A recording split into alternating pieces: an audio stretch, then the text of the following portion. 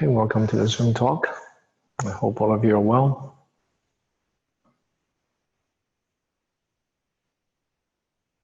Waving.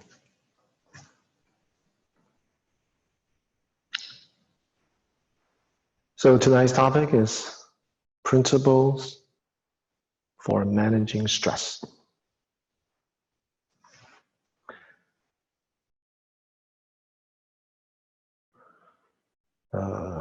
If you hear any part of the talk that you have questions on, you can jot them down or just type it into the chat box.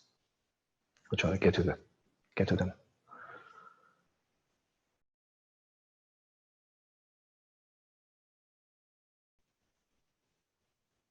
So stress, anxiety. It's basically, this is a modern term for,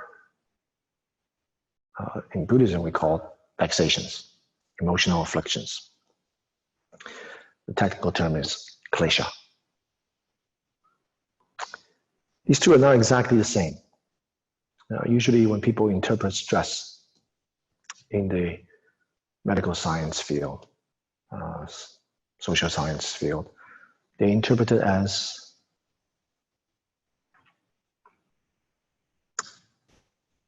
a mechanism through which we are anatomically, biologically, neurologically responding to circumstances that exceed our ability to cope. Right? And then stress will come. So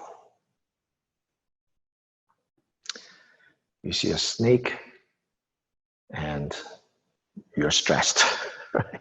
A cobra in your living room, right? Now, it would not exceed your capability to cope if you are a snake catcher, right? Agreed? Right, so if you're a snake catcher, you see, oh, Charlie got out of the cage, pick it up, whatever. So stress only comes when it exceeds our capability.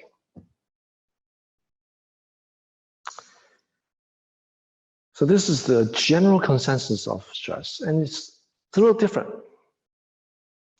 than klesha, right? Vexations.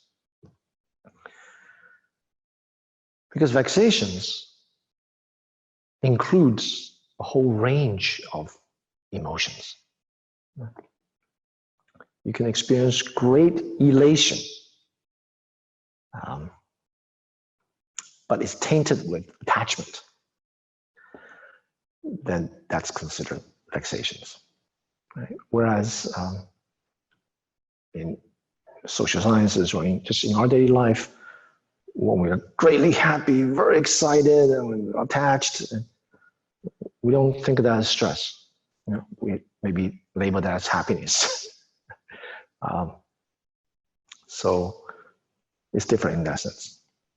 But the fundamental difference is, in the first case, we think there are stressors out there in the world. And we are forced to respond to it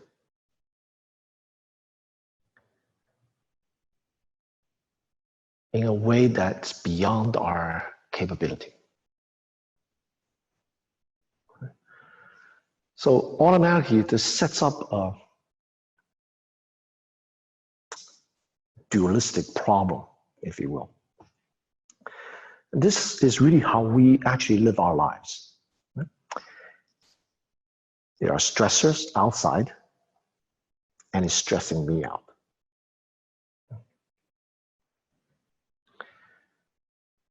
So this opposition. Buddhism doesn't really frame it in this sense. But the Dharma frames it as all things proceed from the mind. Every experience we have, whether it's with the outside world or with our internal body, it doesn't really matter. It's mediated by mind. So mind is the forerunner. You can also say it is mind that creates experiences, that shapes our experiences. You can also say it's perception. So if there are really stressors outside, then everyone should experience the same thing. Precisely because everyone experiences things differently. That means what's mediating the experience is not really outside, it's actually with the individual. So this is a very important principle, the first one. I know we think that this person is my stressor, right? That situation gives me anxiety. This is how we normally experience things. I don't like him, I like that person better. I don't like myself in this situation, I want to get out. Right? So we think in this way. And this is really the fundamental cause of stress, because that which exists outside is always in a polarized relationship with the me, I, mind that lies in the center of our experience, that's in opposition to the world.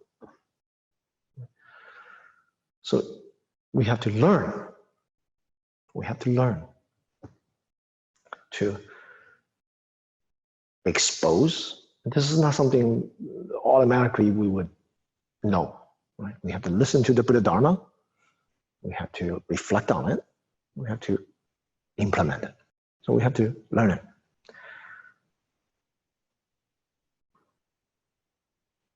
And this process of learning involves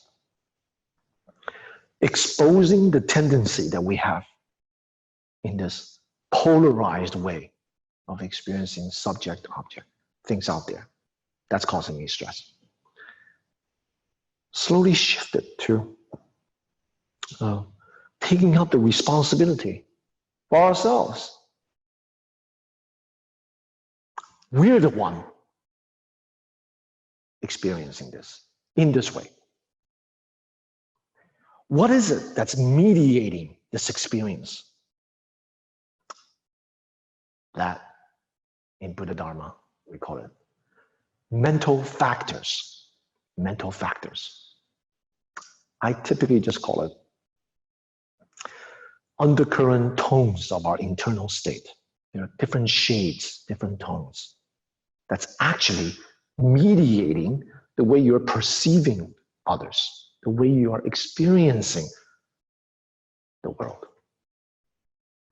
And Buddha Dharma recognizes, whether it's early Buddhism or later Mahayana Buddhism, recognizes different positive, these undercurrent tones, and not so positive, not so useful, skillful, wholesome, right?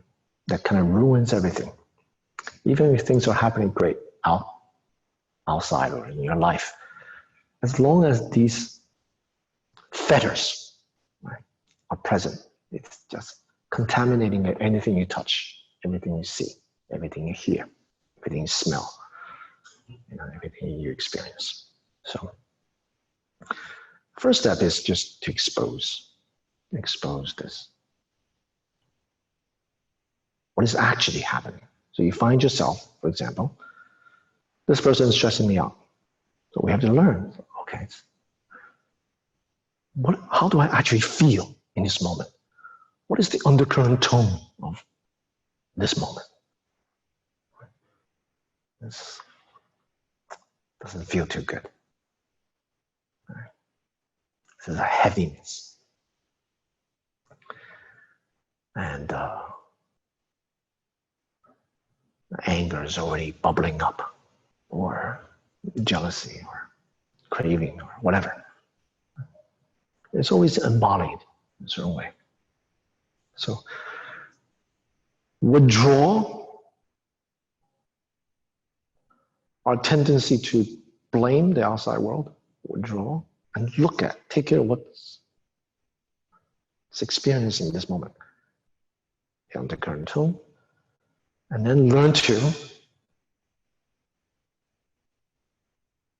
be able to access this and transform it, change it. Now, we're not going to be able to change it if we're all tensed up.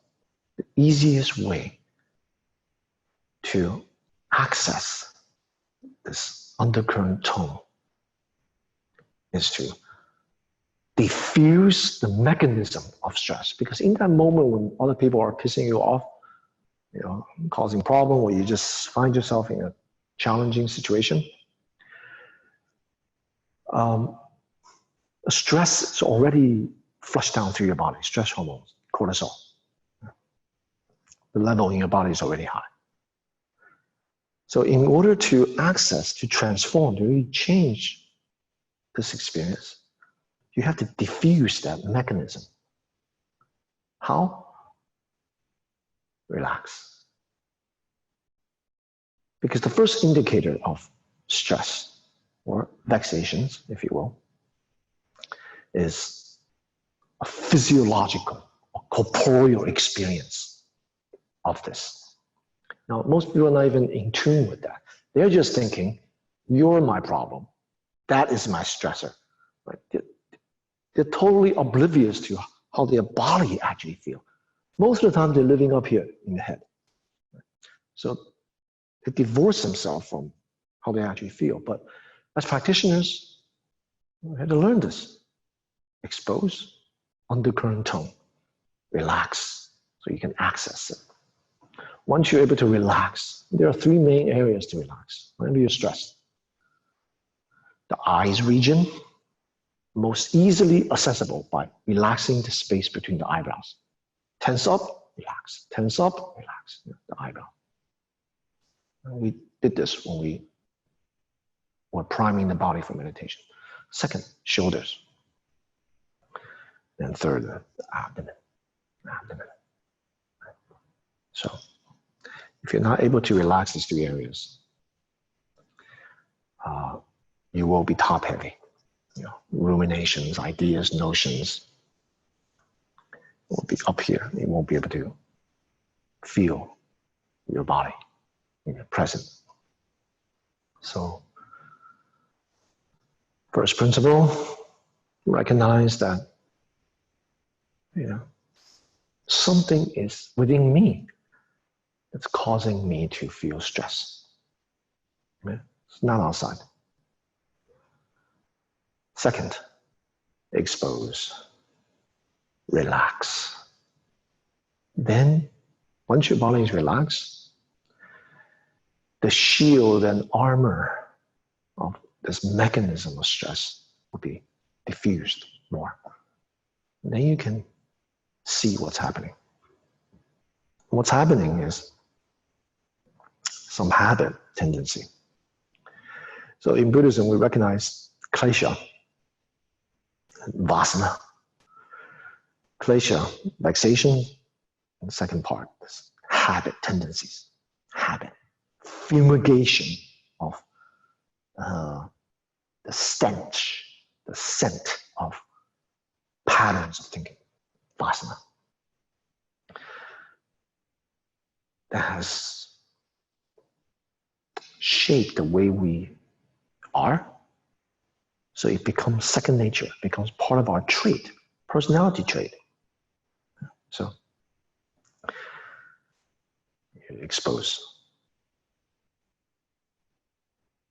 What is it that's actually causing this stress or vexations? If you look closely,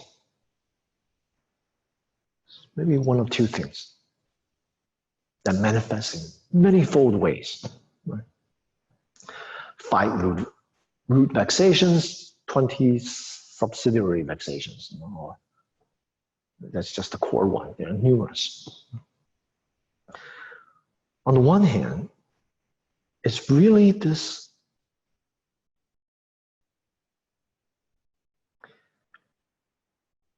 resistance to change. So we feel that we are forced to respond in a way that exceeds our capability or unfamiliar terrain or our comfort zone.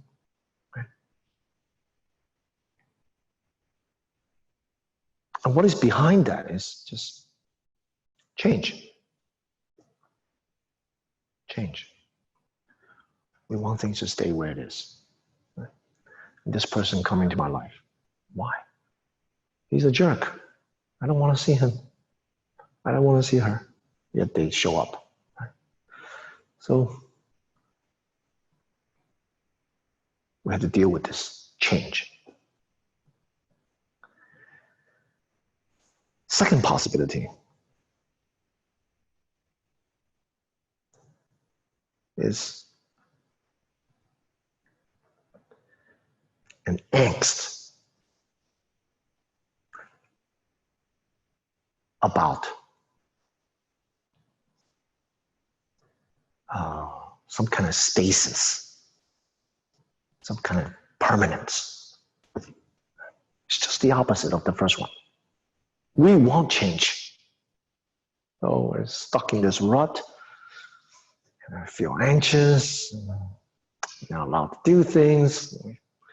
We want change, we want new things, we want things. It's craving. It's craving. Right?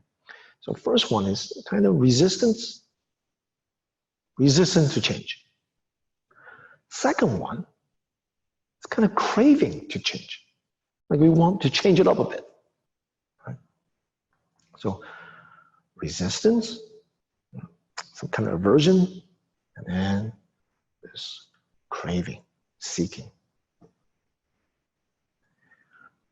In both cases, if you can't remember this, just remember this. In both cases, it's basically, we want this moment to be other than what it is. We want this situation, we want our life, we want our job, our family, our whatever it is to be not this, not this. We want to be something else. So in that very moment, there's resistance, and there's hoping for something else. Right? These two are two sides of the coin. They're the same thing, actually. And that comes from this polarized experience of self and others. That's the key. Right? If the self-referential tendency is not there, you wouldn't have resistance, aversion, or craving, seeking. You will completely embrace things as they are and be able to flow, adapt to it, and work with it, and create new possibilities. Now, I'm not suggesting something like stagnant or stoic, have no feelings. I'm not talking about that. That's not Buddha Dharma. You will be able to dynamically relate, connect to it, right? Without any fixation. Where we feel stuck. Where we feel stuck is this resistance to change and craving for change. So this is the nature of vexations and habit tendencies, and patterns. That's the nature. And they come from self-referentiality,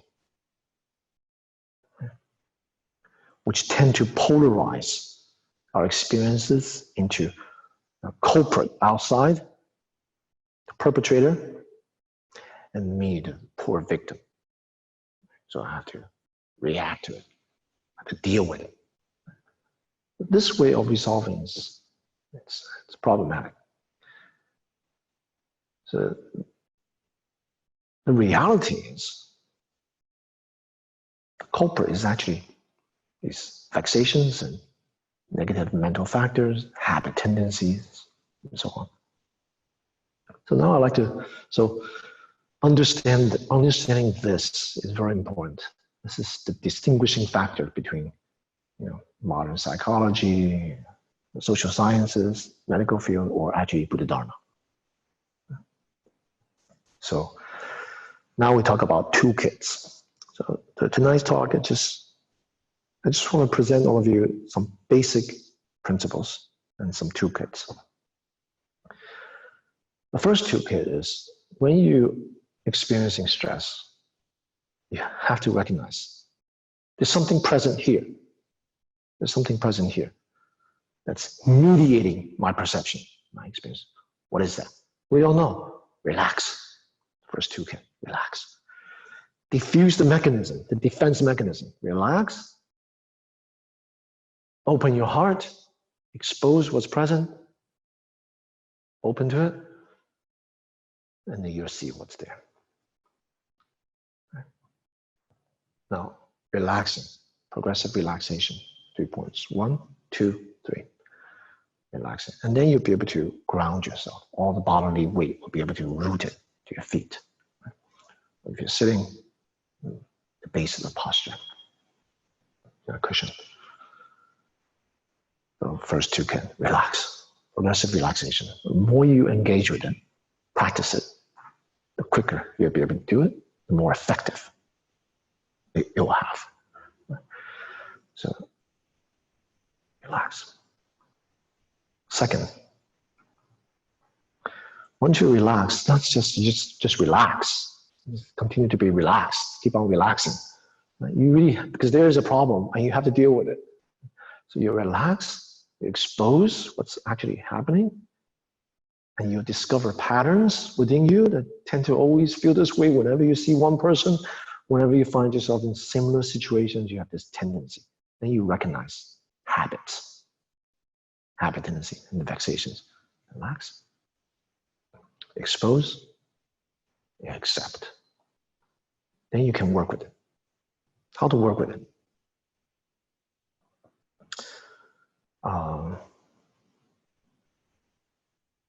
You can see it as problem solving, actually. Problem solving. So whatever situation you find yourself, don't allow it to debilitate you. You just see it as a opportunity to what? To engage with it. To cut it off, to engage with it in an effective way. So what needs to be done, what can be done. So that's the second toolkit. First one is relax. Second one is engage, right? As an opportunity. And with that, what we're really talking about is what needs to be done. What can be done. Sometimes you know what needs to be done, but you're not the right person to do it. You can't do it.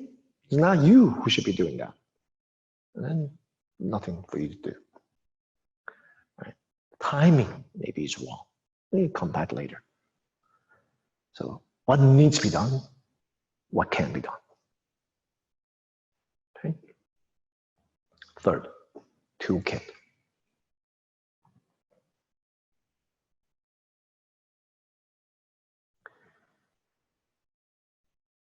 Labeling. Labeling.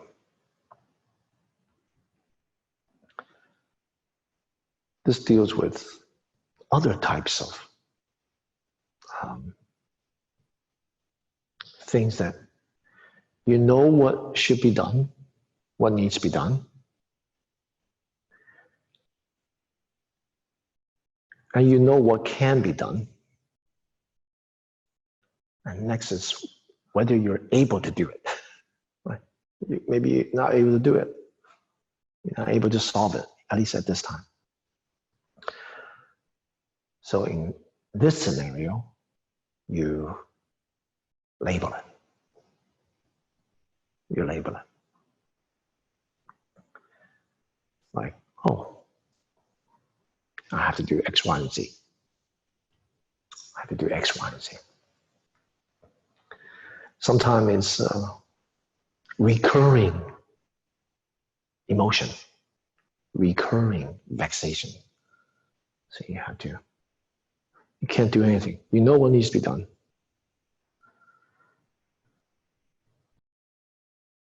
You know what can be done,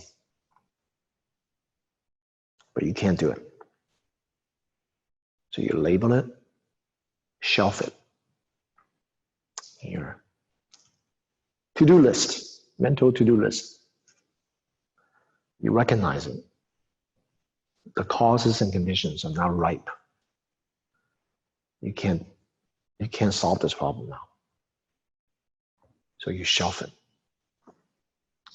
And you deal with recurring issues like this, things that you really can't do at the moment. Sometimes you can't do not because you couldn't do it. It's not the right time to do it.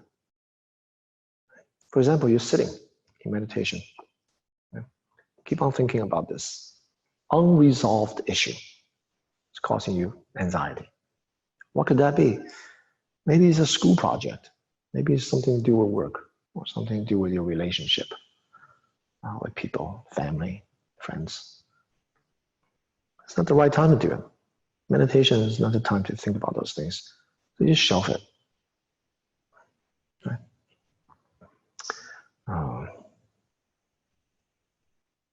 Schoolwork, 1.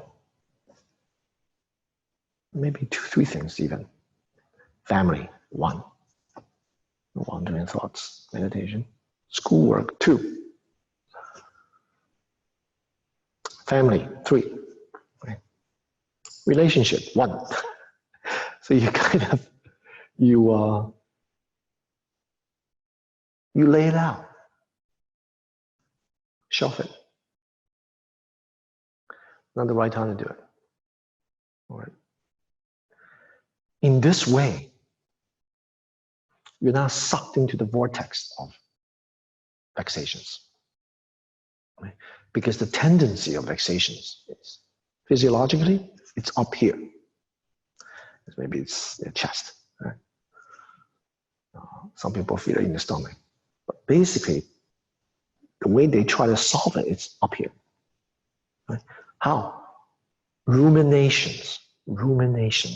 They dwell on it again and again and again and again. So soon they find themselves sucked into it. So what you want to do is to give yourself space, to allow yourself space in which they can be. You're just shelving it now. Put it on the shelf. Doing so, you will not find yourself entangled in it anymore. You give yourself space, and you also give yourself distance from it. And you keep track of it. So you're not oblivious. You're very clear. Right? The kind of things that come up. You keep track of it. Does that make sense? Okay.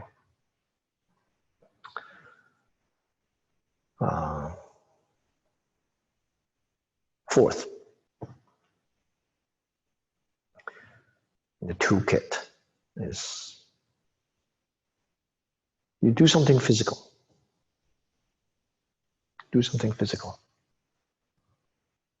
So in the Dharma practice,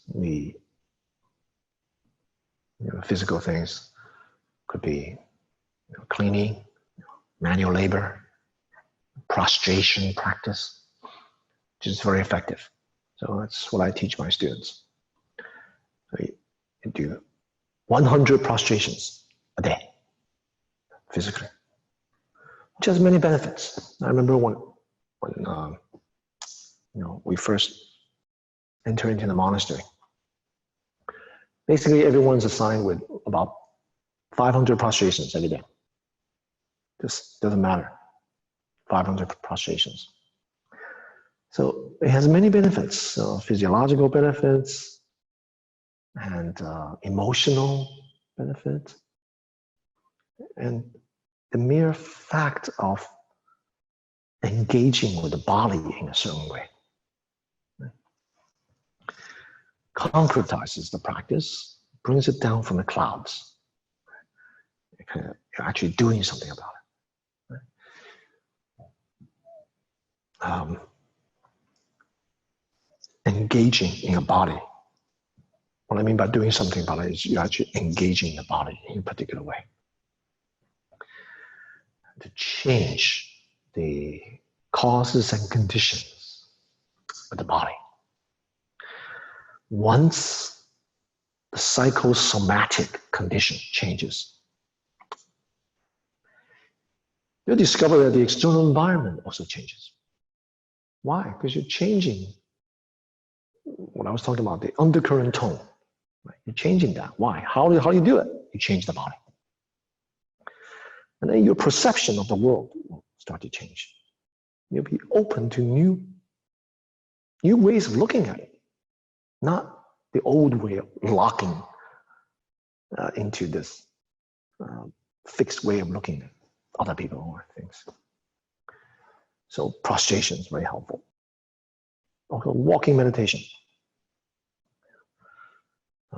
Prostration, you can do fast prostrations, fast, like exercise, fast prostrations or slow prostrations. It depends on the individual.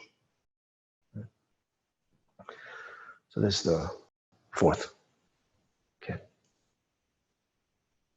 So there are others that belong to the fourth one, such as cleaning. Do something productive. Do something productive. Don't sit there and moan about this and that, ruminate about this and that. Do something productive. The energy, the negative energy, steer it into something positive. So,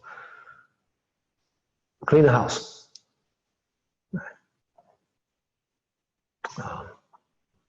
In cleaning the house, you can clean your mind. There's a wonderful story of this monk at the Buddhist time.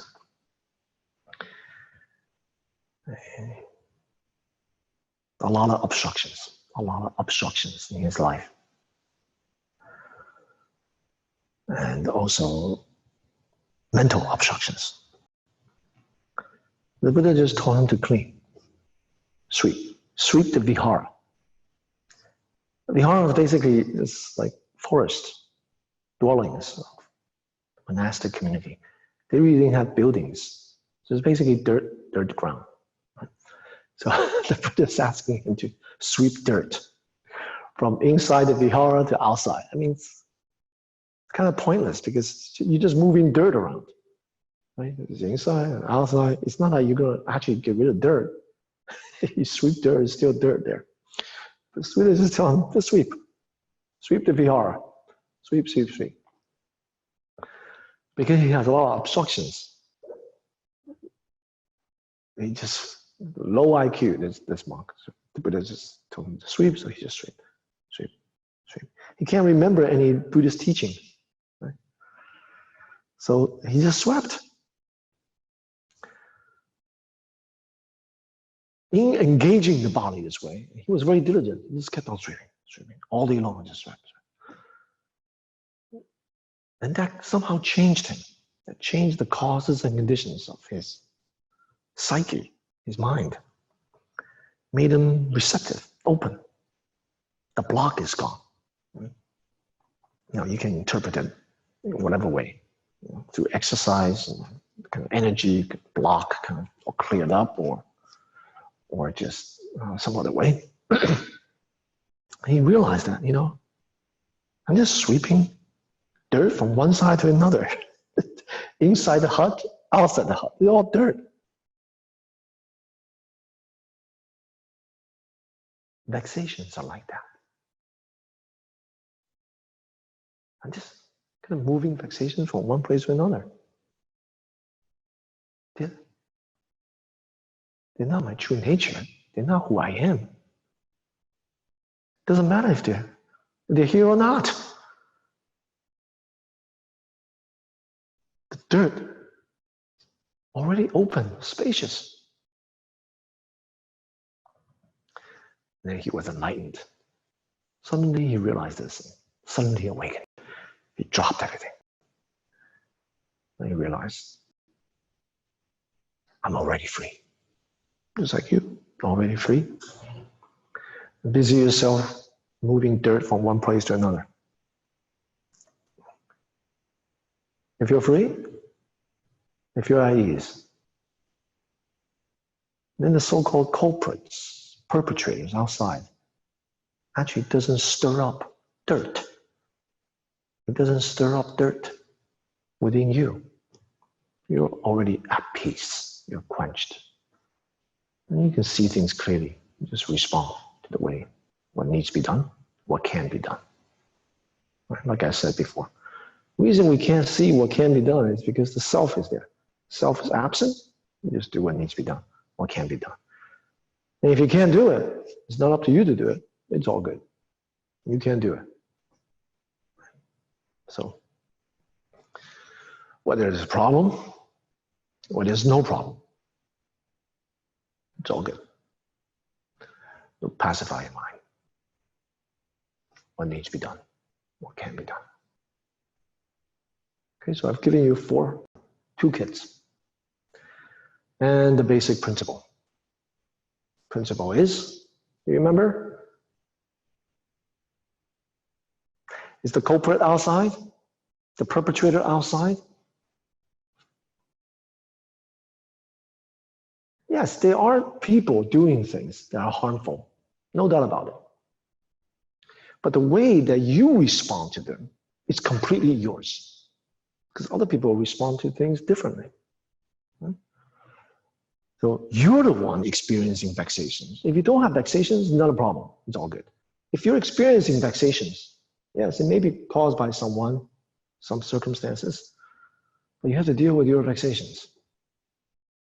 So it's yours. Otherwise, you just spread the disease everywhere. Spread your vexations everywhere. So, culprit, perpetrator, if it causes vexations, you gotta deal with this. Expose it. Expose it. It is our perception of things, of people, that shapes our experience. If our perception is free from vexations, then we see things clearly. We don't see things in an oppositional way. We experience the world with compassion. The expression of that is what needs to be done, what can be done. And you just do it. So, wisdom is the ability to expose. Compassion is the expression of that. What needs to be done, what can be done. Do it. Okay. So the principle, ourselves, don't see things, the world, yourself, others, only from a conventional perspective. That there are problems all outside me. I have to deal with it. If you're thinking that way, you're always in the oppositional way. Whatever way you think up to deal with it, it's polarized, it's oppositional, dualistic. So here, you gotta take care of here. You're at ease. And all these toolkits, 4, you choose one that's suitable for you, and you can deal with it. And learn to expose, embrace, accept them. It's yours. You take responsibility for your results, your action. And then you work with it.